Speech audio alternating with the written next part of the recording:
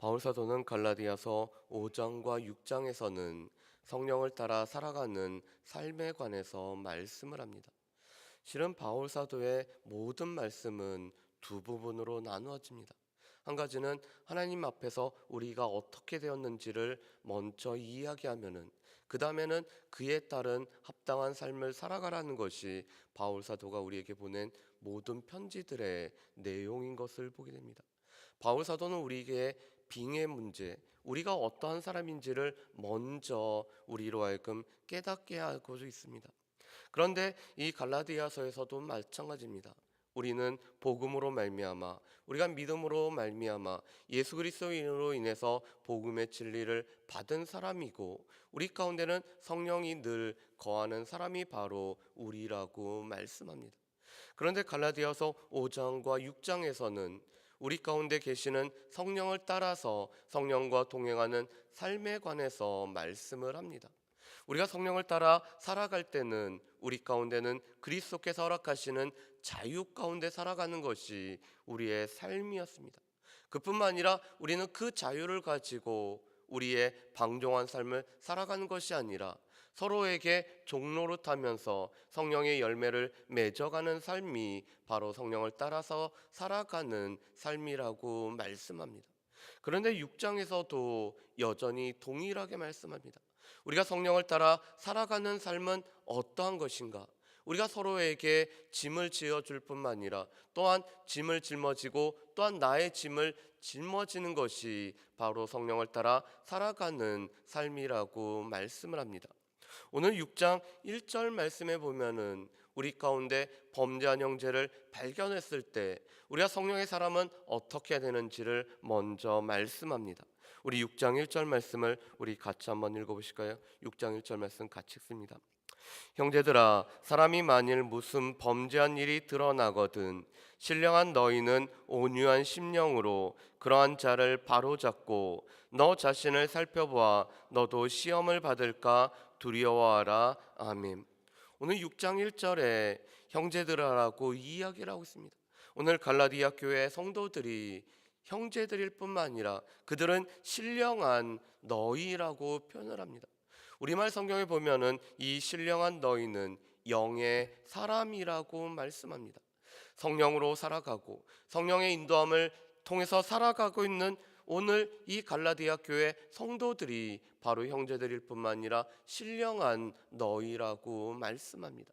여전히 바울 사도는 우리가 그리스도 안에서 형제됨을 말하고 우리가 성령을 쫓아 살아가는 사람들이기 때문에 우리를 신령한 자라고 말씀합니다.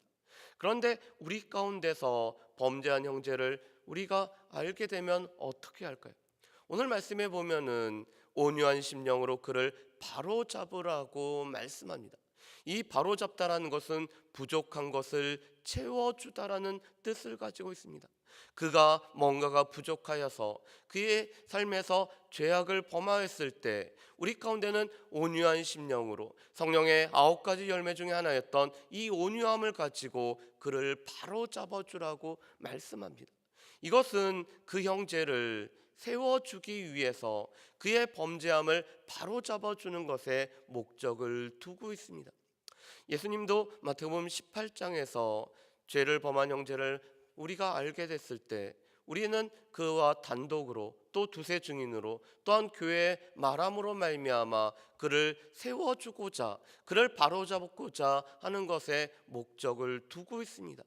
우리 가운데 범죄한 형제를 발견했을 때 그를 바로잡아주는 이유는 그 사람을 세워주기 위함인 것을 말씀하는 것입니다. 그런데 또한 그 형제를 바로잡는 것은 내 자신을 살펴보는 것과 연결이 되어 있습니다. 왜냐하면 나 또한 동일한 범죄 가운데 행할 수 있어서 나도 나의 부족함으로 말미암아 동일한 잘못을 범할 수도 있기 때문에 내 자신을 살펴보는 일이 필요하다라고 말씀합니다. 그래서 오늘 성령의 사람들은 무엇보다도 서로의 짐을 지어주는 사람들이 오늘 우리에 필요하다라고 말씀합니다. 우리 말씀을 보실까요? 우리 2절 말씀을 우리 같이 한번 읽어보겠습니다. 너희가 짐을 서로 지라 그리하여 그리스도의 법을 성취하리라. 아멘. 그리스도의 법은 무엇보다도 사랑의 법입니다. 그런데 그리스도의 법인 사랑의 법을 성취할 수 있는 것은 서로의 짐을 지어주는 것을 통해서 우리는 그리스도의 법을 성취하게 됨을 말씀합니다. 우리가 삶을 살아가다 보면은 우리 가운데는 예기치 못하는, 또한 우리 각자의 힘으로는 감당할 수 없는 이 짐들이 우리 가운데 있을 때가 있습니다. 그런데 그 짐을 지어지고 있는 형제를 바라볼 때 우리는 우는 자들과 함께 울며 웃는 자들과 함께 웃으면서 그의 짐을 서로 지어주는 것이 바로 그리스도의 법인 사랑의 법을 성취하는 방법이라고 말씀합니다. 그러면서 또한 우리 자신을 살펴봐야 되는 또 다른 이유는 우리가 헛된 자랑과 헛된 영광을 구하지 않기 위함이라고 말씀을 합니다. 그런데 오늘 이 2절하고 상반되는 것 같지만 또 우리 가운데 필요한 것이 바로 5절 말씀입니다. 우리 5절 말씀을 우리 같이 한번 읽어보실까요? 5절 말씀 같이 읽습니다. 각각 자기의 짐을 질 것이라. 아멘. 우리가 서로의 짐을 지는 것이 필요한데 우리 내면으로 살펴볼 때는 자신의 짐은 자신이 지는 것이 필요하다라고 말씀합니다. 우리가 다른 사람들을 볼 때는, 다른 사람이 힘겨운 짐을 질 때는 우리가 서로 함께 그 짐을 나눠지는 것이 필요하지만 내 자신의 삶을 살펴볼 때는 나의 짐을, 나에게 있는 몫을 온전히 지는 것이 필요하다라고 말씀합니다. 이것은 다른 사람을 향하는 것과 나를 향할 때의 차이점을 말하는 것입니다. 나의 짐을 누군가 짊어주기를 원하는 것이 아니라 나의 짐은 내 스스로 짊어지지만 내가 다른 형제를 보고 다른 사람들을 바라볼 때는 그의 짐을 서로 지는 것들이 우리 가운데 필요하고 그것이 바로 그리스도의 법을 성취하는 법이라고 말씀합니다. 그런데 이렇게 서로의 짐을 짊어지는 것은 오늘 6절부터 10절까지는 오늘 우리 가운데 말씀을 가르치는 자와 함께 좋은 것을 나눌 뿐만 아니라 우리가 선한 일을 행함으로 말미암아 서로의 짐을 짊어주는 것이 우리 가운데 있어야 됨을 말씀합니다. 6절 말씀을 제가 한번 읽어보겠습니다. 가르침을 받는 자는 말씀을 가르치는 자와 모든 좋은 것을 함께하라. 아멘. 오늘 6절 말씀도 실은 서로 함께 섬김에 관한 말씀입니다. 왜냐하면 가르치는 자가 영적인 것을 가지고 가르치고 있기 때문에 이 가르침을 받는 자는 이 영적인 가르침을 가르치는 이 믿음의 선생님들에게 또한 그들의 필요를 채워주는 일이 필요하다라고 말씀합니다. 이 말씀 속에서도 서로에 관한 섬김이란 말씀이 있습니다. 이 우리의 삶 속에서는 어떤 일방이 아니라 실은 우리 가운데는 서로에게 섬김의 모습이 필요한데 오늘 영적인 것을 가지고 우리를 가르치는 자들에게는 그들의 육적인 필요를 채워주는 것이 우리가 서로의 짐을 짊어지는 모습이라고 말씀을 하고 있습니다. 그뿐만 아니라 오늘 바울 사도는 우리가 심는 것은 그대로 거두어지는 이 자연의 법칙에 관해서 또한 이것은 우리의 영적인 삶에서도 그대로 이루어질 것을 말씀합니다. 우리 7절과 8절 말씀을 우리 같이 한번 읽어보실까요? 7절과 8절 말씀입니다. 스스로 속이지 말라. 하나님은 업신여김을 받지 아니하시나니 사람이 무엇으로 심든지 그대로 거두리라.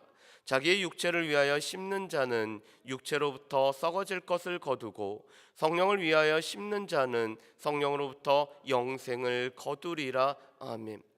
우리의 삶에서 늘 볼 수 있는 것은 우리는 우리가 심은 것대로 우리는 거둔다라는 것입니다.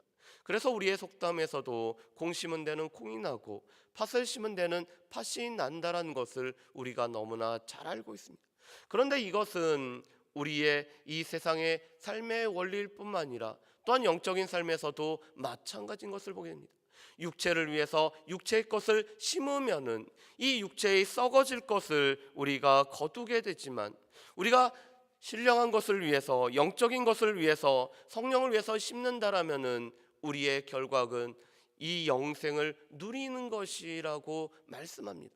왜냐하면 성령의 대로 성령을 쫓아서 심은 것은 성령을 따라서 거두어지기 때문에 그렇습니다.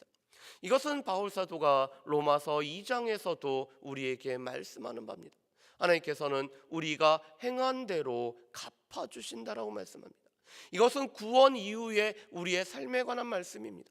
우리가 은혜로, 오직 은혜로 구원을 받지만 구원의 이후의 삶에서는 우리가 성령을 쫓아 살아갈 때 이 성령을 따라서 우리가 선을 행하는 대로 우리 가운데로 갚아주시는 것이 하나님께서 우리에게 주어진 법칙이라고 말씀합니다.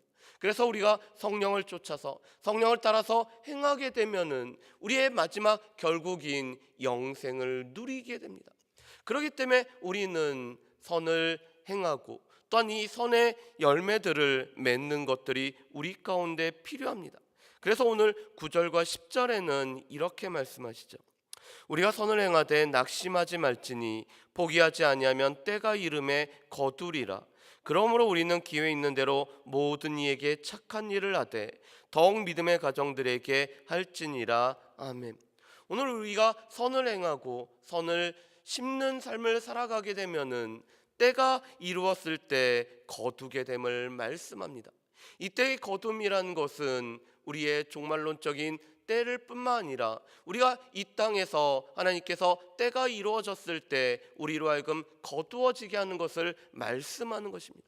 그래서 우리는 모든 사람에게 선을 행해야 되는데 오늘 특별히 10절 말씀에 보면은 믿음의 사람들, 믿음의 가정들에게 더욱 해야 됨을 말씀을 하고 있습니다.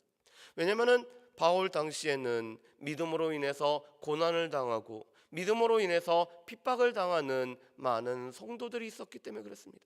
우리가 히브리서 말씀을 살펴본 것처럼 히브리서 10장과 11장 말씀에 보면은 예수 믿는 것 때문에 이 고난을 당하고 여러 가지 어려움을 겪는 많은 믿음의 가정들이 있었습니다. 그렇기 때문에 우리의 선의 방향은 이 믿음의 가정들을 위해서 그들을 향해서 오늘 나아가야 될 것을 말씀을 하고 있습니다. 그리고 이 우리가 선을 위해서 심을 때 하나님께서는 이것을 우리의 삶에서 거두어지게 함을 말씀합니다. 그런데 이 모든 삶은 성령을 따라서 성령과 동행함으로 말미암아 우리에게 이루어지는 삶입니다. 이것은 우리의 인간적인 노력으로 이루어지는 것이 아니라 우리 안에 계신 성령을 따라서 우리가 살아갈 때, 성령을 쫓아 살아갈 때 이루어지는 것이 서로의 짐을 짊어지고 또한 우리가 선을 행하고 무엇보다도 가르치는 자와 함께 좋은 것을 나누는 모습으로 나타나게 됩니다. 그렇기 때문에 우리는 우리 안에 계시는 성령님, 우리 안에 계시는 성령님의 음성에 민감할 뿐만 아니라 그 성령과 동행하는 삶이 우리 가운데 필요함을 말씀을 하고 있습니다.